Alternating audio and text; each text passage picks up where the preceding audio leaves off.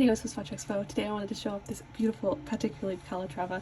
We've been getting a ton of amazing Patek Philippe's in stock, and I wanted to show that you can have a pretty playful watch even with something as refined and dignified and traditional as a Patek Philippe.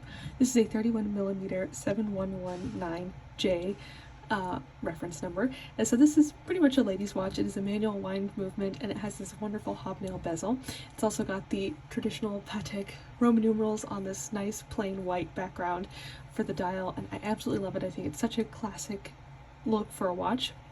But I really love this one because it came with this really fun, like dark green, forest green leather strap. And I think that it really shows that you can kind of change the look and the feel of the watch by switching up the strap, and that's a pretty easy thing to do. Of course, we have a lot that are in the traditional black and brown leather straps, as well as many other colors, but I just thought that this one was super fun and it went really well with this gold case. So if you are looking for some amazing Patek Philippe's or tons of other great brands, you can check them all out at SwissWatchExpo.com.